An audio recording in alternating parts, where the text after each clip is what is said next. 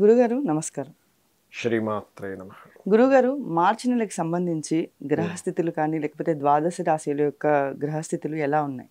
తప్పకుండా అమ్మ. First of all ఏంటంటే జీవకారకుడైన గురువు, గురుబలాన్ని ఇచ్చే గురువు మేషరాశిలో ఉన్నారు. మీనంలో రాహువు, కన్యారాశిలో కేతువు, కుంభరాశిలో శని యొక్క సంచారం జరుగుతుంది. ఇవి స్టాండర్డ్గా ఉన్నాయి, ఇవి ఎక్కడ కదలట్లేదు.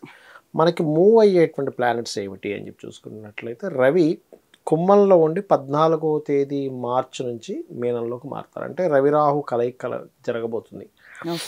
అదేవిధంగా రవి ఈ మాసం అంతా కూడా ఆల్మోస్ట్ ఒక 20 రోజుల పాటు శనిని కంబస్ట్ చేసుకున్నాడు. ఇది చాలా ముఖ్యమైనటువంటి అంశం.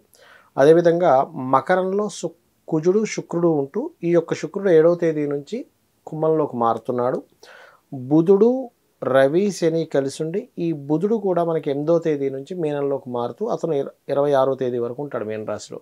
అంటే దాదాపుగా 8వ తేదీ నుంచి 26వ తేదీ వరకు మీనంలో మనకి బుధుడు నీచబడి ఉంటున్నాడు. ఈ నెల మొత్తము కూడా ముఖ్యంగా తెలుసుకోవాల్సింది ఏంటంటే శని కంబస్ట్ అయ్యాడు, బుధుడు నీచబడ్డాడు, శుక్రకుజుల కలయిక వల్ల ఒక ఫలితము, కన్యారాశిలో కేతు వల్ల ఒక ఫలితం అనేటువంటి జరుగుతుంది.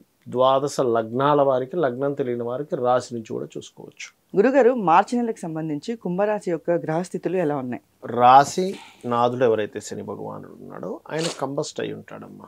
దాదాపుగా 14th వరకు, అంటే అంతవరకు ఉండదు, ఒక ఫస్ట్ వీక్ అయితే పర్టికులర్గా కొంచెం కంబస్ట్ స్టేజ్లో ఉంటుంది. కాబట్టి ఇక్కడ వీరు చేసే కొన్ని వర్క్స్, కొన్ని ఇన్వెస్ట్మెంట్స్ విషయంలో కావచ్చు, ఆ విషయాల్లో కొంచెం స్ట్రక్ అవుతూ ఉంటుంది వీళ్ళ పర్సనల్గా కూడా. ఓకే. కాబట్టి ఒక పక్క ఎదుగుదల ఉంటుంది, కొంచెం స్ట్రక్ అవుతున్నట్టుగా నడుస్తూ ఉంటుంది. దీనికి సూర్య నమస్కారాలు చేస్తూ ఉంటే అన్ని విధాలా బాగుంటుంది.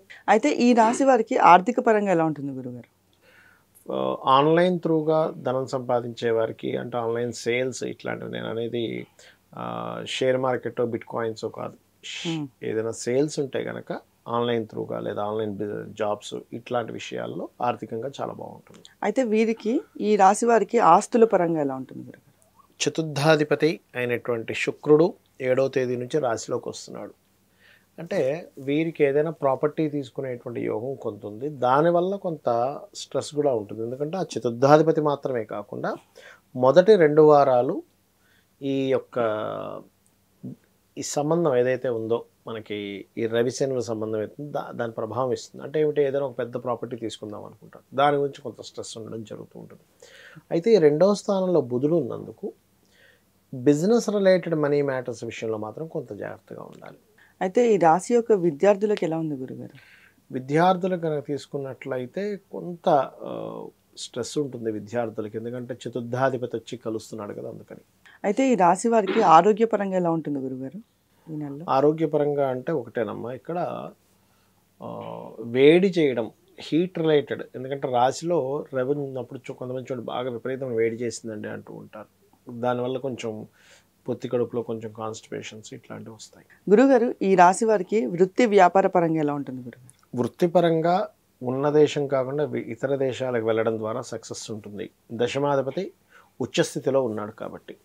ఇక వ్యాపారం కనుక చూసుకున్నట్లయితే వ్యాపార భావం మీద గురువు యొక్క దృష్టి ఉంది. గురు దృష్టి ఎప్పుడైతే ఉంటుందో గతంతో పోల్చుకుంటే చాలా మటుకు బెటర్మెంట్గా ఉంటాయని చెప్పుకోవచ్చు. కాకపోతే వ్యాపార కారకుడు బుధుడు 2లో ఉన్నాడు కాబట్టి వ్యాపార పరంగా మీరు చేసే ప్లానింగ్ కానీ, ధనం ఇవ్వడం కానీ తీసుకునే విషయాల్లో కొంత జాగ్రత్త వహించండి. అయితే ఈ రాశి వారికి వివాహ సంబంధించి ఎలా ఉంటుంది గురుగారు? వివాహానికి సంబంధించినటువంటి విషయాలు ఈ రాశి వారికి కనుక పర్టికులర్గా చూసుకున్నట్లయితే ఇక్కడ మీరు గమనించుకున్నట్లయితే ఈ సప్తమ స్థానము అంటారు. కుంభరాశి నుంచి సప్తమాధిపతి రాశిలో కూర్చున్నాడు. అంటే ఏమిటి, ఇప్పుడు ఏదైనా ఒక సంబంధం మాట్లాడుకొని వచ్చారు, వాళ్ళు స్ట్రెస్ పెడుతుంటారు, చూసారు, ఏమిటి మీరు మాకేం చెప్పట్లేదు, ఆ రోజు ఇలా వెళ్ళిపోయారు వచ్చి, ఆ రోజు ఏదో ఫోన్ చేస్తున్నారు, ఈ స్ట్రెస్ ఉంటుంది. కాబట్టి క్లారిటీగా ఉండడం ముఖ్యం. వివాహ నిర్ణయాలు కానీ, వివాహ విషయంలో కానీ, అదేవిధంగా పార్ట్నర్షిప్స్ విషయంలో కూడా కొంత జాగ్రత్తగా ఉండాలి. Because of life partner, business partner రెండింటినీ మనం సప్తమ స్థానంలోనే చూస్తాం. కాబట్టి ఆ యొక్క సూర్య భగవానుడు రాశిలో ఉంటున్నాడు కాబట్టి ఈ యొక్క విషయాల్లో కొంత జాగ్రత్తగా ఉండాల్సిన స్థితి ఉంది. అయితే ఈ రాశి వారికి సంబంధించి పెట్టుబడులకు ఎలా ఉంది గురుగారు? పెట్టుబడుల కంటే ఒకటేనమ్మా, ఇక్కడ 12వ స్థానాధిపతి మొదటి వారంలో కొంచెం స్ట్రక్కింగ్ దీంట్లో ఉన్నాడు కాబట్టి మొదటి వారం తర్వాత కొంత పర్లేదని చెప్పుకోవచ్చు.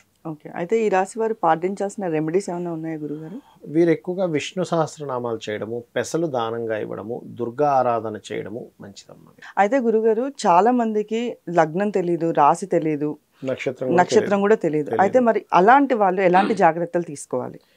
ఇప్పుడున్న కండిషన్లో శని భగవానుడు కంబస్ట్ అవుతున్నాడు కాబట్టి ఒకటే చెప్తాను, మీరు ఏదైనా ఒక పని సక్సెస్ అవ్వాలనుకుంటున్నారు, రాశి నక్షత్రం లగ్నం ఏమీ తెలియదు, సింపుల్ సూర్యభగవానుడిని చేసుకోండి.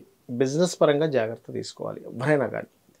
పర్టికులర్గా ఈ సంవత్సరం 3 నెలలు కూడా మనకి కేతు కన్యారాశిలోనే ఉంటాడు. అంటే యూనివర్సల్గా అందరూ కూడా ఎవరికైనా అప్పులు ఇవ్వడం, అప్పు తీసుకోవడం, మనీ ట్రాన్సాక్షన్స్ విషయంలో కొంత జాగ్రత్తగా ఉండాలి. కమ్యూనికేట్ చేసేటప్పుడు కొంత జాగ్రత్త వహిస్తూ ఉండాలి ఈ సమయంలో పర్టికులర్గా. ఓకే, అది బాగా గుర్తుపెట్టుకోండి. అండ్ అదేవిధంగా మరొకటి ఏంటంటే, వివాహ సంబంధించినటువంటి ప్రయత్నాలు చేసే వాళ్ళు కూడా కొంత జాగ్రత్త వహించాలి ఈ నెలలో పర్టికులర్గా. అయితే ఇప్పుడు ఏమీ తెలియనప్పుడు రెమెడీస్ కూడా ఎట్లా చేసుకోవాలని అడుగుతూ ఉంటాను. ఇక్కడ శని భగవానుడు అందరికీ కర్మకారకుడే. నీకు లగ్నం తెలిసినా తెలియకపోయినా ఎవరికైనా కూడా అందరికీ కర్మకారకుడు ఎవరు, యూనివర్సల్గా కర్మకారకుడు ఎవరంటే శని భగవానుడు. ఆయన స్ట్రక్ అయి ఉంటాడు ఈ మంత్లో చాలా మటుకు. అందుకని ఏం చేయాలి అంటే, సింపుల్గా శాస్త్రం ఏం చెప్తుంది, ఎవరి ద్వారా కంబస్ట్ అయ్యాడో, అస్తంగత్వ దోషం ఏర్పడిందో వారిని మీరు ఆరాధన చేయాలి అని చెప్తారు. అంటే సింపుల్ ఎగ్జాంపుల్ ఎలా అంటే, ఇప్పుడు చూడమ్మా, ఒక కుర్రాడు బైక్ మీద వెళ్ళిపోతున్నాడు, ట్రాఫిక్ అతను పట్టుకున్నాడు, నీ లైసెన్స్ ఏవి, నీ ఆర్సీ ఏది అని అడిగాడు. అప్పుడు ఎవరిని వేడుకోవాలి? పట్టుకున్న అతను, అయ్యా నేను ఇంట్లో మర్చిపోయాను, నేను ఈసారి అలా కాకుండా చూసుకుంటాను, ఏదో దానికి సంబంధించినటువంటి పెనాల్టీ కట్టడము, కొంతమంది వదిలిపెట్టారు, పెనాల్టీ కట్టాల్సింది మర్చిపోతే తీసుకురా, లేకపోతే పెనాల్టీ కట్టంటాడు, లేకపోతే లేవు, పెనాల్టీ కట్టితే పట్టుకున్న అతను వదిలేస్తాడు. అలాగే సూర్యభగవానుడు కర్మకారకుడైన శనిని పట్టుకున్నాడు కాబట్టి ఇది ఖచ్చితంగా చేసుకోవాలి అందరూ. అదొకటి. మీనరాశిలో రాహు సంచారం జరుగుతుంది కాబట్టి నేను చెప్పేది ఏమిటంటే, పితృదేవత ఆరాధన ఈజ్ మోస్ట్ ఇంపార్టెంట్ ఇప్పుడున్న కండిషన్లో. ఓకే, అది ఖచ్చితంగా చేసుకుంటూ ఉండాలి ప్రతి ఒక్కరు కూడా. అదొకటి.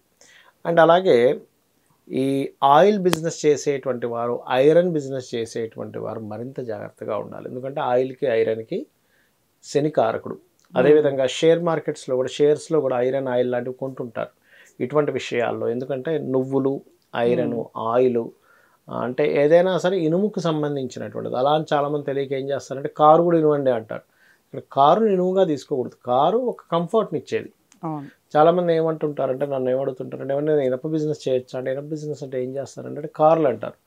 కార్లు ఇనప బిజినెస్ ఏంటయ్యా, నువ్వు ఐరన్ అమ్మేదైతే ఇనప బిజినెస్ అవుతుంది, కారు ఇనప బిజినెస్ అవ్వదు, శుక్రుడికి సంబంధించిన బిజినెస్ అవుతుంది. అంటే వాళ్ళ ఉద్దేశం ఏంటంటే శనికి సంబంధించిన బిజినెస్ కదా అనుకుంటారు. అలాంటి అన్నింటిలో ఐరన్ ఉంటుంది. అన్నీ శనేనా? కాదు కదా. ఇల్లు కడితే కూడా అందులో కూడా ఐరన్ ఉంటుంది. కానీ అది శుక్రుడి కిందకి తీసుకోవాలి మనం చెప్తూ ఉంటాం. అయితే ఇక్కడ ఏంటంటే ఇనుము, నూనె, జాబ్ కన్సల్టెన్సీస్ సంబంధించిన బిజినెస్లు నడిపేటువంటి వారు ఈ మాసంలో ఒక 20 రోజుల పాటు ఖచ్చితంగా కొన్ని నియమాలు పాటించాలి. అందులో ముఖ్యంగా సూర్య ఉపాసన కనుక చేసుకుంటే అన్ని విధాలా బాగుంటుంది. దీంతోపాటు గోశాలకు వెళ్ళి గోవులకి గోధుమ రవ్వ ఉంటుంది, గోధుమ రవ్వ తినిపిస్తూ ఉండాలి.